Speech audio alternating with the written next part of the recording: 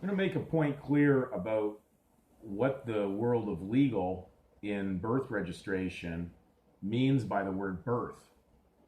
Okay, well, the word birth is only referring to the surname.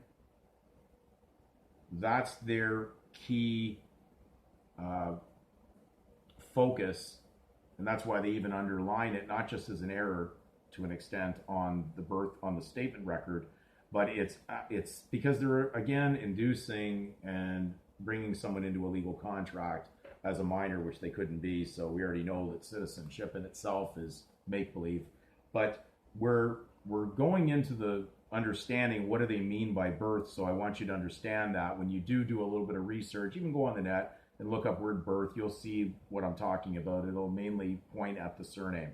So we're going to go into the Ontario Vital Statistics Act. Of course, I'm using this one because that's the one in the area where I basically woke up and started my due diligence.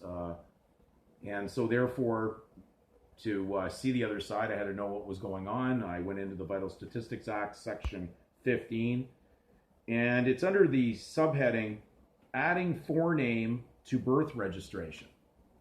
Interesting title there. It says adding a forename to a birth registration. So it means that a birth registration has already occurred, and then for whatever reason, a forename or a given name was not placed on there. So we're going to read Section 15. It says, if a child's birth was registered under this act or a predecessor of it, and the child was not given a forename, it said the person with lawful custody of the child, or the child, if he or she has attained the age of 18, we know that is age of election in the legal world, may elect in the prescribed manner to add a forename to the birth registration. Where a person elects under subsection 1, the Registrar General shall note the addition of the forename on the birth registration and issue a birth certificate to the person on payment of the required fee. Immediately, when you start moving down that, you're already paying a fee just to get in. See, it's interesting. You have to actually pay to be in the legal system. So we want to focus on what was said there. Let's just take into account, as we did on a previous video, what were they obligated to place down on the birth record if the parents were already in the legal contract with the state. So if they're acting as in the adultery part, above age 18 and going forward, and then they have children, and they're going to add their issues, is sues into it, because now you can only sue in that name, in that surname. Well, they're required only by law to put in the surname of that child. The given name would be up to the child to place in when he reaches age of election.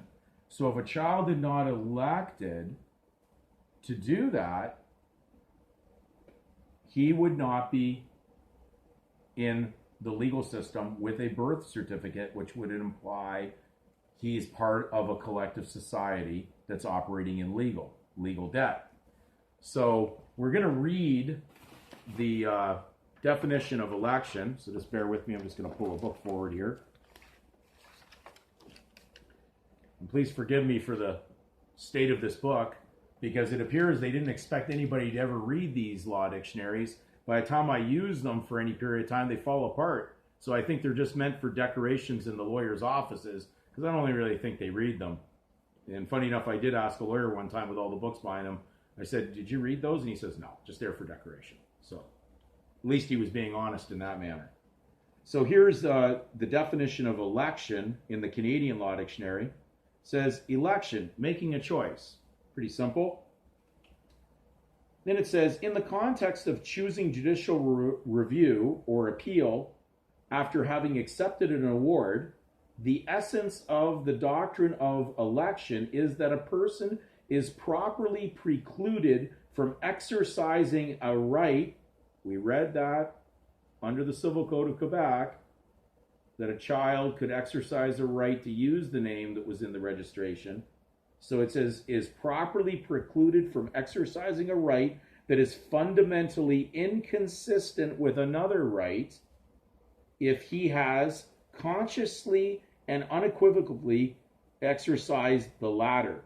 In other words, one cannot have one's cake and eat it too, or one cannot blow hot and cold. Now remember, God said that if you were lukewarm, you're neither hot nor cold, he'd spit you out of his mouth.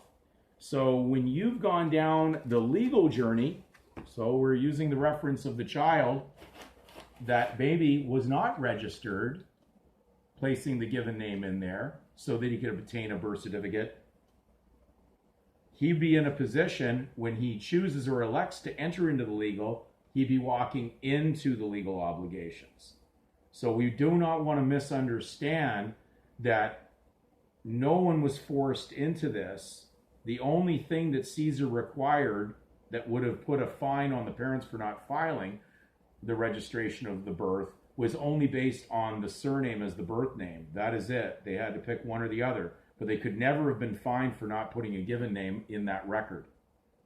So, is there a choice? Did we elect into the legal?